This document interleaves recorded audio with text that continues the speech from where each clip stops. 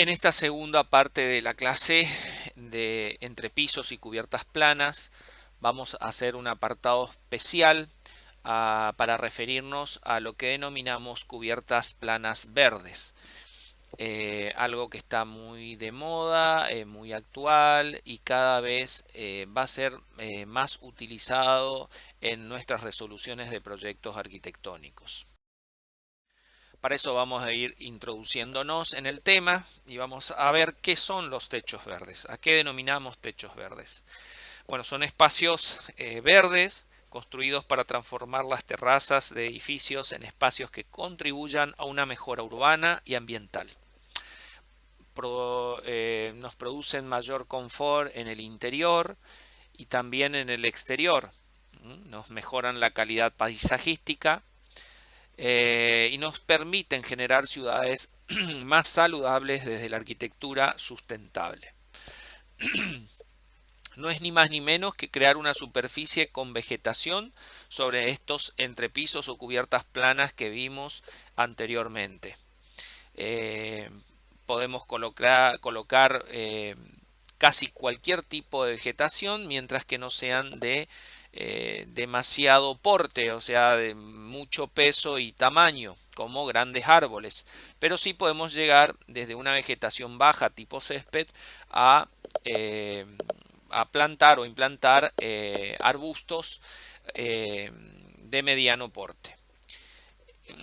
Para esto es necesario manejar diferentes capas por encima de nuestras estructuras, que ya la vamos a ver más adelante. A estas capas las llamamos estratos. ¿Mm? Eh, los beneficios, así a grandes rasgos, después lo vamos a ver más detalladamente, que nos pueden producir estas cubiertas verdes, son sociales, económicas y paisajístico-ambientales. Desde el punto de vista de las aislaciones, nuestros techos verdes van a colaborar con contribuir notablemente al aislamiento térmico de nuestras cubiertas planas. Absorben muchísimo el ruido ambiental, es decir, ese ruido que nos afecta en el interior de nuestras viviendas y que es producido por el movimiento de una ciudad. Llámese autos, motos, colectivos, en fin, diferentes ruidos que nos afectan y que afectan nuestra calidad de vida.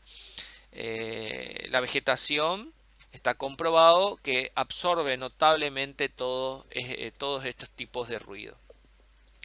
Eh, pero también no solamente nos aíslan térmicamente hacia el interior de nuestras viviendas, sino que además contribuyen a frenar el recalentamiento que es aportado por nuestras obras nuevamente hacia el ambiente de nuestras ciudades.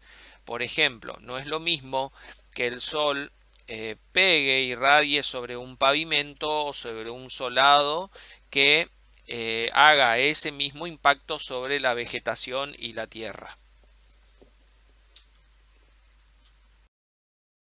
Otros aportes de nuestros techos verdes a nuestro medio ambiente serían que filtran las partículas de polvo y que además pueden o tienen la particularidad de poder absorber partículas nocivas.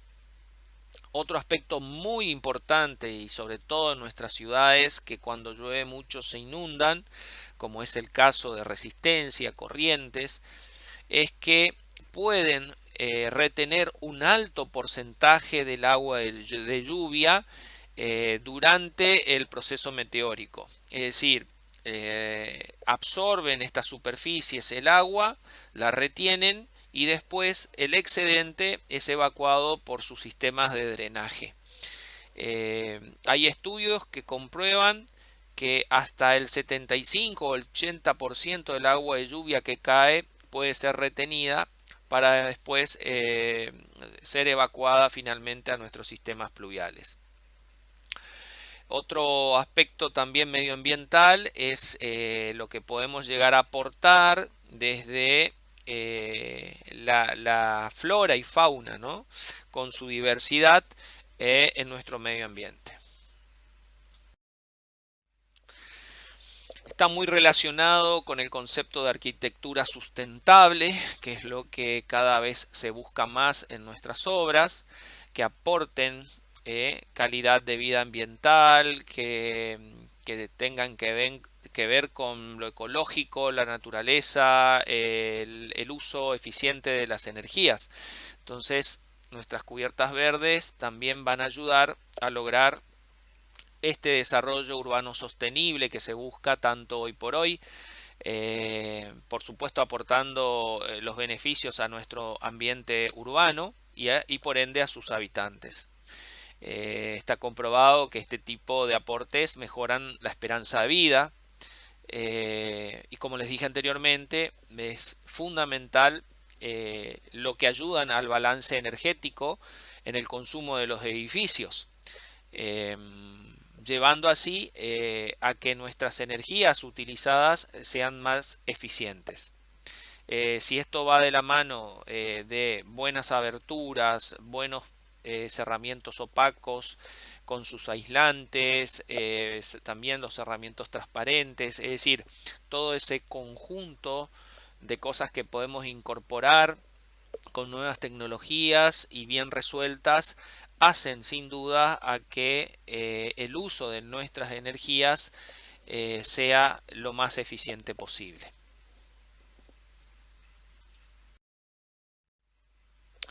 Ya introduciéndonos a datos más técnicos, podemos clasificar estos techos verdes según su enjardinado. ¿Qué significa esto? Las cubiertas verdes podemos considerarlas en tres clasificaciones, que serían las extensivas, las semi-intensivas y las intensivas. Las primeras van a ver que las extensivas hablan de acuerdo a su espesor de sustrato, es la principal diferencia. Tenemos de 7 a 10 centímetros, las semi-intensivas de 15 a 30 centímetros, estamos hablando de espesor, de profundidad, y las intensivas de 40 a 50 centímetros. Esto va relacionado directamente con la característica de la cobertura vegetal que voy a plantar. Siempre que uno hable de plantar algo, digamos, por debajo de lo que uno va a plantar, hay que diseñar ese sustrato que corresponde a cada tipología de planta o tamaño y tipología. Entonces vamos a ver que las extensivas estamos hablando de plantas de bajo porte, o sea, tapetes, tipogramas, pastos, hierbas, más bien chatas, que su crecimiento, por así decirlo, no supera los 12 o 15 centímetros. Por ende, no necesita tanta cantidad de espesor de sustrato. Estas estructuras son las más livianas, pesan entre 85 y 110 kilogramos de sobrecarga por encima de nuestras losas. Ese es un dato muy importante a tener en cuenta. Para superficies verdes semi-intensivas, hablando de 15 a 30 centímetros de espesor, las plantas pueden crecer entre 40 y 50 centímetros de altura. Inclusive podemos tener ahí proyectos de agricultura urbana, es decir, pequeñas huertas por encima de nuestras cubiertas. Las cargas sí ya son considerablemente más pesadas. Estamos hablando de entre 200 a 700 kilogramos por metro cuadrado. Fíjense que las estructuras normales para la actividad humana en un entrepiso losa habla de 500 kilogramos por metro cuadrado, con buena carga, y acá ya estamos superando esa carga habitual. Estamos hablando de 700 kilogramos por metro cuadrado. Y las intensivas, que me permiten ya vegetación de mayor porte, entre 40 y 50 centímetros de espesor de sustratos, por ejemplo, para arbustos y pequeños árboles. Ahí estamos hablando ya de una tonelada, o sea, 1000 kilogramos cada metro cuadrado, con sobrecargas de 800 kilos por ejemplo, de promedio para arriba.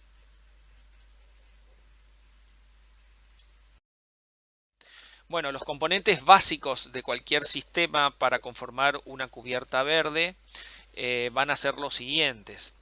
Hablamos de 6 capas como mínimo. Por supuesto, una losa base estructural que debe estar calculada para tal efecto. Por eso a veces es una desventaja hacer reformas con las cubiertas verdes, porque si el edificio no estuvo originalmente preparado para resistir los pesos de una cubierta verde, normalmente va a ser antieconómico poder construirlo, porque si no estuvo calculado desde el origen, habrá que hacer muchos refuerzos en las estructuras para poder resistir estos pesos. Entonces, una buena losa base calculada al efecto de contener o soportar una cubierta verde. En segundo lugar, una muy buena aislación hidráulica, o sea, llámese membrana impermeabilizante, que las hay de diferentes tipos, desde las membranas aluminizadas, membranas asfálticas aluminizadas, a las nuevas tecnologías de cubiertas impermeabilizantes líquidas, fibradas, lisas, mantas, eh, también del tipo poliuretánico, acrílico, eh, hasta se llegó a utilizar en edificios las aislaciones que tienen los barcos en su interior, ya denominadas poliurea. En tercer lugar, una manta antirraíces. Esta manta lo que hace es cubrir y proteger a la membrana hidráulica impermeabilizante de los efectos invasivos de las raíces.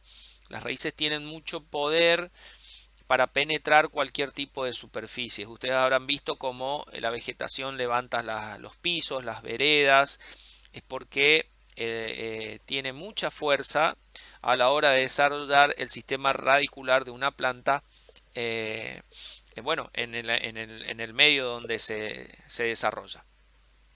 También es muy importante una buena capa de drenaje que se puede lograr con diferentes tipos de materiales que me permitan que el agua percole sin ningún tipo de inconvenientes hacia los sistemas de desagüe pluvial.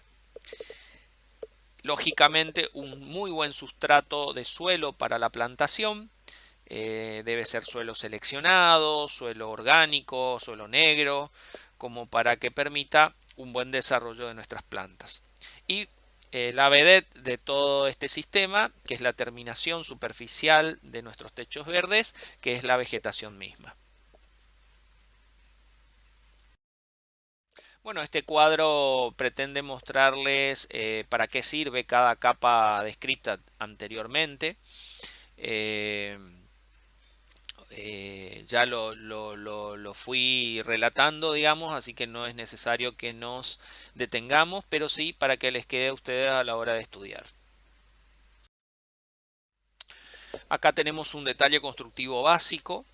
Eh, Recuerden ustedes que nuestra materia, la razón de ser de nuestra materia es poder llegar a producir este tipo de detalles y resoluciones tecnológicas de los nudos para que después sean incorporados en nuestra documentación de obra y que no muestren de manera fiel la intención de diseño en el proyecto, pero de una manera tecnológica y que pueda ser resuelta. Simplemente mostrarles que aparecen los elementos básicos como la losa estructural, los contrapisos de pendiente, las membranas hidrófugas, un filtro geotextil. En este caso el geotextil es uno de los que más se utiliza para la capa antirraíz. Los drenajes pueden ser material suelto como la leca, la grava, la piedra partida, todos esos elementos cumplen la función de colador. El sustrato también aparece en el detalle y en este caso hasta está incorporado un sistema de riego por goteo, ¿sí? Con su cañería correspondiente. La vegetación, y empieza a esbozarse también un borde de terminación perimetral que más adelante van a ver que es casi más que necesario para poder resolver bien nuestras cubiertas verdes. Como se muestran acá en estos otros detalles, los techos verdes deben cerrarse en todo su perímetro por una carga a modo de borde que mantenga de manera segura la integridad de sus componentes. Es decir, lo que tratamos de hacer es retirar en 20, 15 o 20 centímetros todo el perímetro a la vegetación con un sistema de drenaje importante donde se puedan terminar bien las aislaciones en el sector de las babetas y de las cargas. Esta franja separadora, como les decía, puede oscilar entre los 20 y 50 centímetros en estos bordes. Distanciar toda la superficie de la vegetación de la obra, del resto de la obra. De esa manera también contribuimos a la facilidad en el mantenimiento o en el corte de la vegetación y que esta vegetación no crezca en el sector de embudos o de cañerías de drenaje o de bordes de terminación de la obra. Eso es muy importante. ¿Cómo las podemos materializar? Y podría ser una cama de leca o grava o piedra partida contenida con un bloque, por ejemplo, de hormigón o tablones de madera, madera dura para que sean resistentes, piedras, etcétera, etcétera. Bueno, un detalle en 3 dimensiones del encuentro de una losa con una cubierta verde, porque también podemos llegar a combinar sectores desolados o de azoteas accesibles con piso, sistemas de drenaje del agua de lluvia en superficie y el techo verde propiamente dicho. O sea, las combinaciones en los diseños pueden ser muy variables.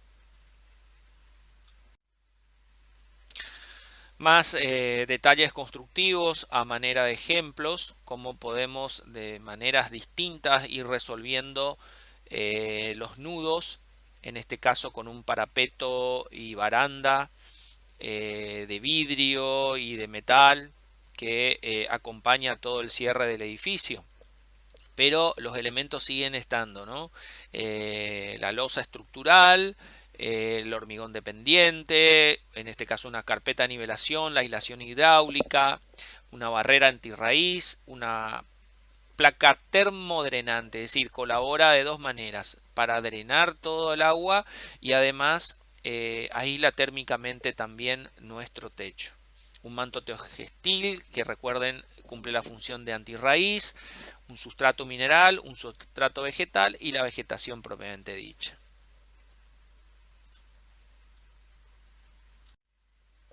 Este detalle lo quiero mostrar porque es interesante, donde combinamos tecnología Prenova para las losas y entrepisos, pero también incorporamos algo de vegetación como terminación de nuestra obra, en este caso un balcón con vegetación y con todas las capas también correspondientes como venimos viendo para una cubierta verde. En este caso, si bien no es una cubierta verde, incorpora vegetación como pantalla de terminación final en nuestro edificio.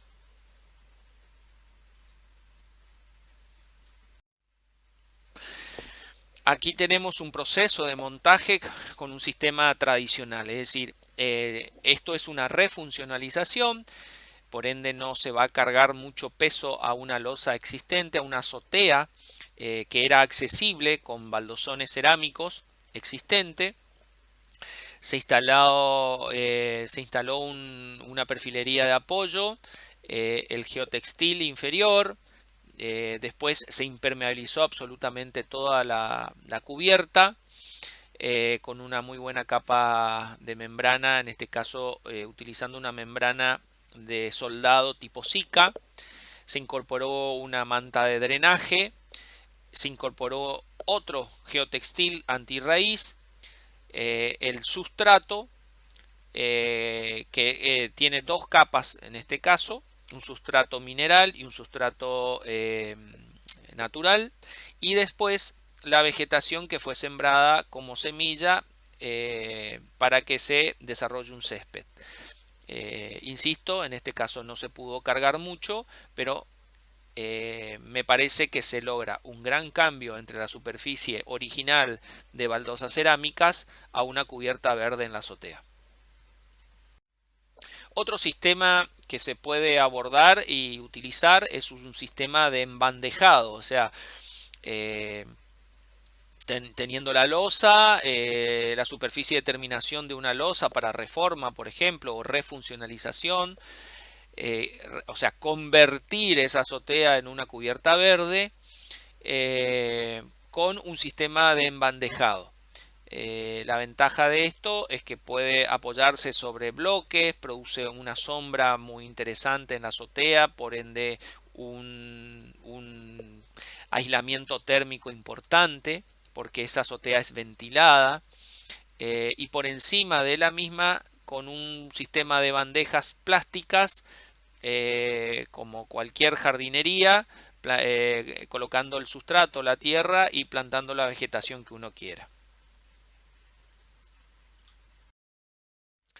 Hoy por hoy en nuestro país se comercializan varias marcas de este tipo o sistemas de cubiertas verdes. Por ejemplo, Verde Fácil, el Green Roof. Son sistemas que ya se comercializan con todas las capas, menos la losa, ¿no?, estructural que uno tiene que tener resuelta. A partir de ahí comercializan absolutamente todos los materiales como para que ustedes puedan investigar más.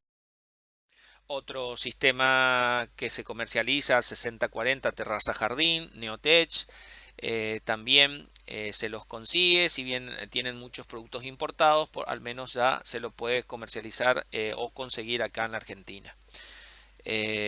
Básicamente todos los elementos van a ser los mismos que fuimos viendo en el desarrollo. Para ir terminando, dejarles consideraciones generales de nuestras cubiertas verdes. La siguiente diapositiva es ya la bibliografía con la que se van a quedar por el que quiera investigar un poquito más o ampliar más sus conocimientos al respecto. Estas consideraciones me parecen tres puntos muy importantes a tener en cuenta.